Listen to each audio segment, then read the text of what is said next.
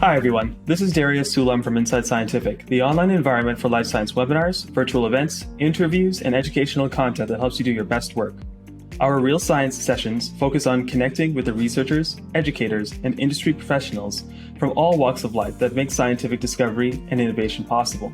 We talk about their work, their passions, their pitfalls, why they got into science in the first place, and where the road lies ahead. Today, I'm talking with Micaela Merrill, a junior undergraduate student at Truman State University. Micaela recently was one of 10 students who was awarded the Scientist.com STEM Research NIL Award for promising undergraduate researchers. Scientist.com's goal is to empower and connect scientists worldwide and accelerate scientific discovery. Their digital research platform combines sophisticated AI technology with white-glove research concierge support to enable scientists to run more innovative experiments in less time and at lower cost.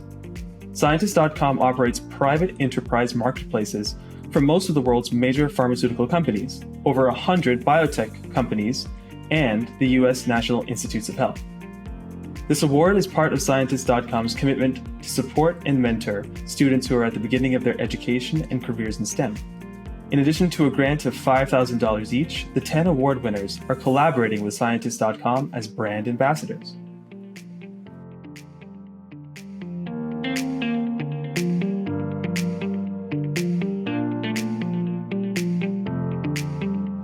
All right, Micaela, thanks so much for taking the time to chat with me today. It's a pleasure to have you here. Thank you so much for having me. I'm happy to be here. All right, fantastic. Let me jump right into the first question I have for you, and that is, where did you grow up? Have you always been interested in the sciences? And if not, what sparked your current interests? So I grew up in the United States, in many different states, but mostly in Pennsylvania near Philadelphia, and also in Utah near Salt Lake City. And I finished high school near Phoenix. And I have always been interested in the sciences. When I was elementary school age, I was homeschooled by my mom, and she's now a physician, and she has always been interested in the sciences. And she made it a priority for my education as a child that we did a lot of hands-on science experiments, and she gave me lots of science books to read of all sorts of sciences. And it was always incredibly interesting to me. So I have always been interested in the sciences, and ever since I was, maybe 13 or 14, even then I knew that I wanted to be some type of science major in college. I wasn't sure which one yet, but I've always loved the scientific method, and I found it fascinating how much we've been able to discover in such a short amount of time. So I'm very happy to be able to call myself an up-and-coming scientist now. Absolutely. And so many of the people that we have on this show speak about their family upbringing and how there were these key people or key experiences that just activated something in their brains for science and generated that passion to start. So that's awesome. The next question I have for you, where are you currently studying? What is your major? And can you tell us a little bit about the research that you are currently conducting? I am currently studying at Truman State University, which is in Kirksville, Missouri, and my major is neuroscience under the Interdisciplinary Studies Department. And the research I am currently conducting is through my summer RU at Georgia State University, as well as Georgia Tech, through the Developmental Neuropsychology Through the Lifespan Lab at Georgia State. And the research project I'm working on investigates biological risk factors as well as comorbidities and social factors influencing PTSD in Black populations in Atlanta, specifically for a part of the brain called the cingulum. This study is based in neuroimaging, so we take MRI imaging to study the structural integrity of highways in the brain that link areas of visual memory to areas of emotional response to study how that can impact the severity of PTSD in a certain population. And this research has proven to It's very complex, but it's also very far-reaching in terms of its potential impact. We are building off of a previous study from about 10 years ago that used a different type of neuroimaging. So now we're getting to look at this part of the brain from two different perspectives.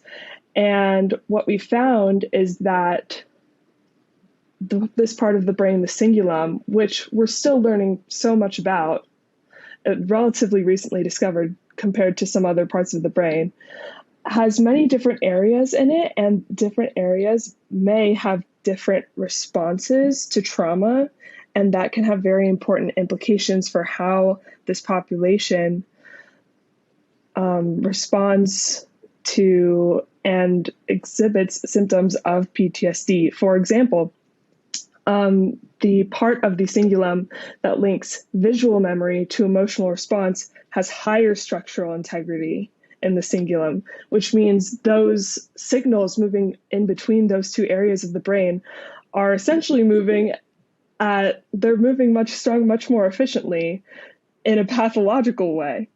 Whereas in other areas of the brain that control more complex functions, such as executive functioning, the structural integrity tends to be decreased for all kinds of mental illnesses.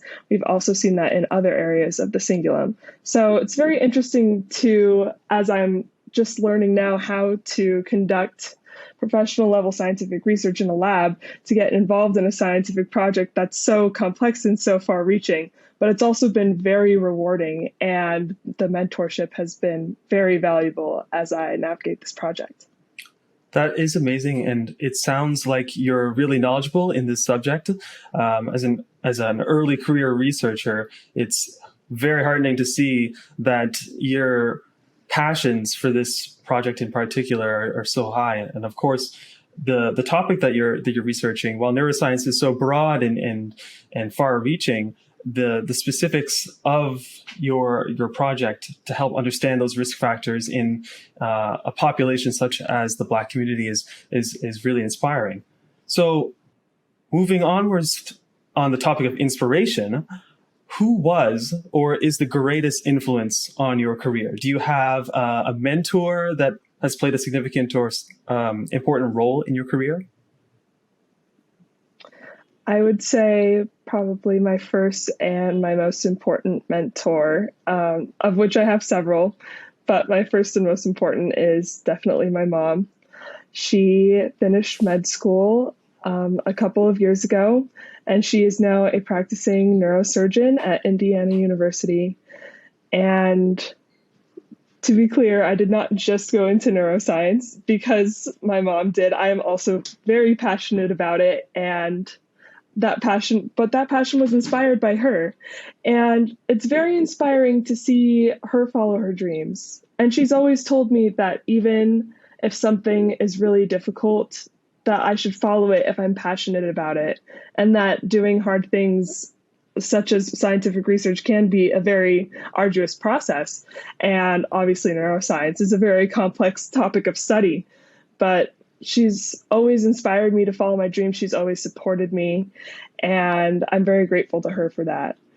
And more recently, I have also found very valuable the mentorship that I have received at my own university from my academic mentor, Dr. Burke, the neuroscience professor who helped me craft my interdisciplinary major of neuroscience at Truman, since they didn't have one set out originally.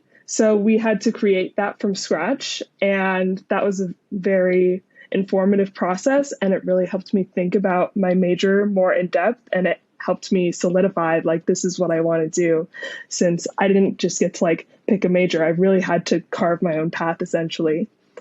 And I've also appreciated the mentorship that I've received from my mentors in Atlanta through my research. My mentor, Olivia, at the GSU lab, Olivia Haller, and Dr. King. They have been very instrumental in helping me learn how to do research, and I really appreciate that. Oh, fantastic. Shout out to all of those people for the mentorship they provided. And of course, shout out to Mom. When they hear this episode, I'm sure they'll be even more proud of you than they already are. I have no doubt about that. Great. So the last question I have for you here, you obviously are very passionate about this subject. I am absolutely certain that you're going to continue along this line of neuroscience research, pursuing a career either as a medical doctor or as a PhD researcher. Is that correct? Yes, that's correct. So is there anything specific within this field that you think you're absolutely super passionate about that you want to continue to pursue? Or is there something new and exciting out there other than what you're currently doing that you might want to jump towards and hope to study in the future? So I feel like the field of neuroscience has almost unlimited applications, and I'm just beginning to explore those. But there are a few specific applications of neuroscience that I am more passionate about currently. I have really appreciated the project that I'm working on, and I am very passionate about it. But one other subfield, so to speak, of neuroscience that has always been extremely fascinating to me is actually music neuroscience and how that can be used in a medical setting. When I was younger, when I was in high school, I read a lot of books by Oliver Sacks. That's actually what helped me decide that I wanted to be a neuroscience major instead of like a psychology major, biology major. And my favorite book to this day is his book, Musicophilia, and how music just lights up every part of the brain in a way that basically nothing else can. And that can be used to treat so many different ailments. Like he used it to help someone relearn how to walk after they were paralyzed. He used it like to help someone sing in order to help them relearn how to talk when they had aphasia. It helps people regain some of their memories with Alzheimer's or keep them more often. And I'm a classically trained musician, and 3 of my 4 grandparents are also classically trained musicians. So it's in my blood, so to speak. Those music and neuroscience are 2 of my greatest passions. So to be able to merge those 2 is something that I would very much like to do in the future. Fantastic. And one last quick question for you here. Do you have any advice for younger students interested in getting into research but might be intimidated or not know where to begin? My greatest advice, and they probably hear this all the time, but it is my greatest advice, is to get involved, because you never know where you're going to find something valuable. I mean, the way I learned about the REU that I applied to, where I found my current research job, was I was just walking in my science building and I saw that a seminar was coming up in like 5 minutes about professional development. And I was like, why not go in? Like, I have nothing else to do, 12:30 on this Friday. And that has impacted my career in such a huge way, just that small decision. I could have easily just gone home and sat on the couch, but I chose to take the time and get involved. So I think say yes to as many things as you can say yes to in terms of professional development and self-education. And you never know what you'll pick up and where you'll go. Fantastic. Thank you so much, Micaela, for your time and your insights. It was a real pleasure to have you here. And congratulations once again on the award. Thank you so much.